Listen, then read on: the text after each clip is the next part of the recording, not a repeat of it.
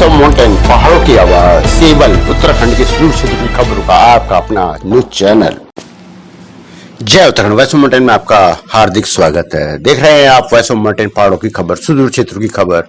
जहां ना पहुंचे कोई, वहां पहुंचे वॉइस ऑफ माउंटेन। जैसे ही आम आदमी पार्टी ने उत्तराखंड से अपने लोगों को और विधानसभा चुनाव लड़ने की घोषणा की, केंद्रीय नेतृत्व जिस तरह से पहाड़ों में पहुंचा, देखने वाली बात है कि बहुत से लोग, बहुत जब इसी कड़ी में दिल्ली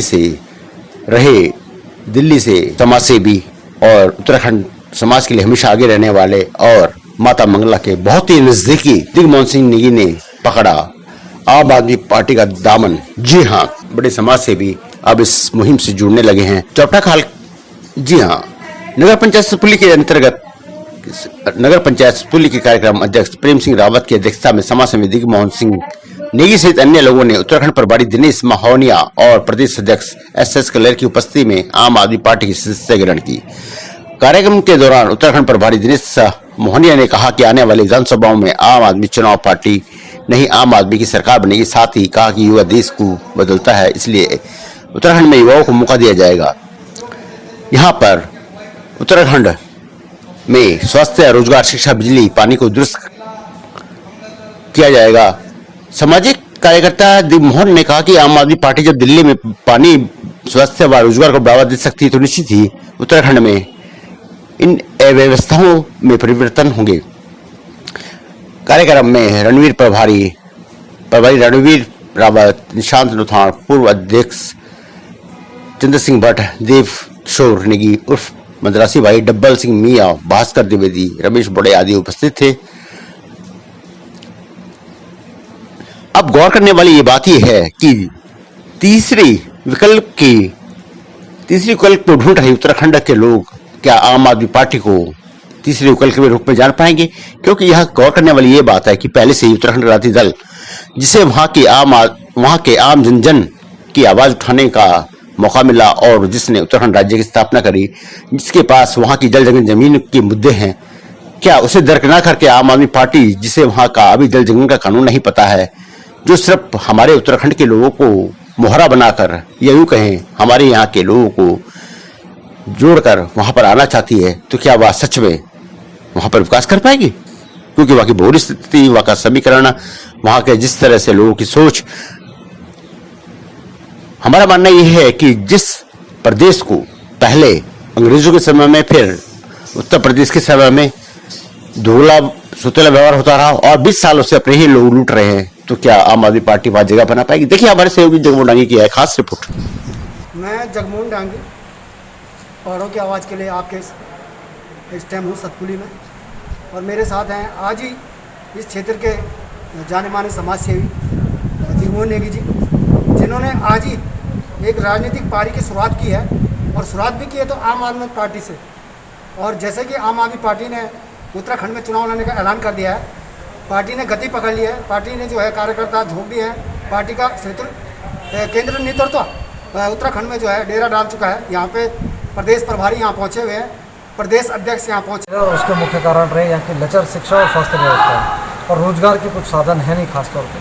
तो इसी के मद्देनज़र मुझे लगा कि दिल्ली में केजरीवाल साहब के नेतृत्व में आम आदमी पार्टी ने शिक्षा पे, स्वास्थ्य पे, बिजली पानी पर बहुत अच्छा काम करा है, और हम बार बार इन दोनों सरकारों को, भाजपा कांग्रेस को देख चुके हैं, लेकिन एक बार उम्मीद जगी है कि हम शिक्षा और स्वास्थ्य की दिशा में बहुत अच्छा काम उत्तराखंड में कर सकते हैं।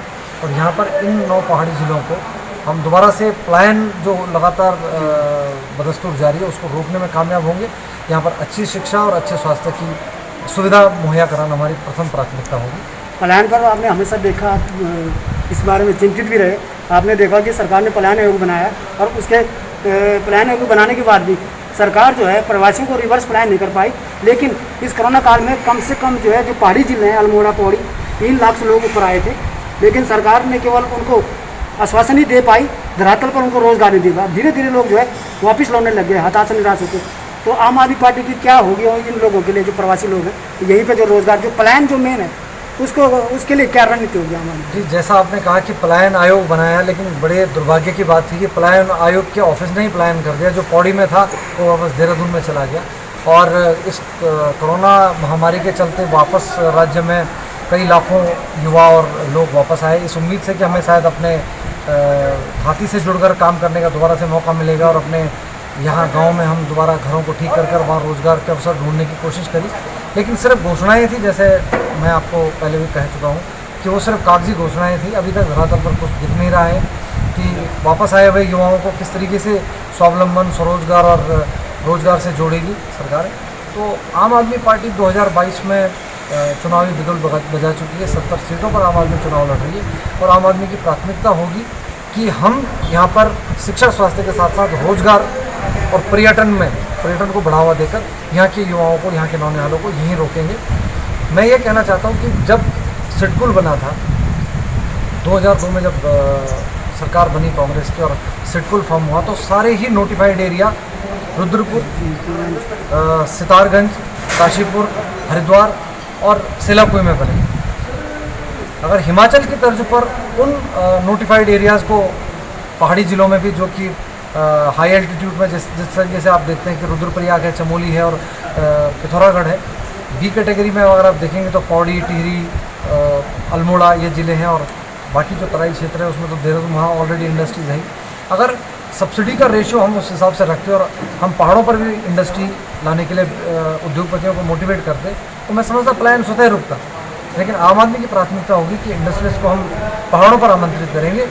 देहरादून के 5 स्टार होटलों में सिर्फ उनके सबमिट करने से पलायन नहीं रुकेगा, पलायन रुकेगा ज़मीनी स्तर पर काम करने से, और उसके लिए उन उद्योगपतियों को आमंत्रित किया जाएगा पहाड़ी क्षेत्रों में, ताकि वो यहाँ अपने व्यवसाय को जमाएं और यहाँ के लोगों को रोजगार दें। उत्तराखंड, आप दिखना चाहो हमारे साथ, पहाड़ों की आवाज़, गांव की आवाज़, घर घर की आवाज़, पहाड़ों की सच्ची खबर दिखाना को हम प्रतिबद्ध छो।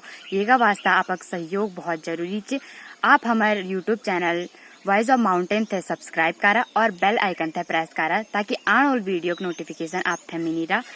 आप हमारी वेबसाइट www.voiceofmountain.com थे पर हमसे जुड़ा रहा। आप अपना ध्यान रखें। जय उत्तराखंड।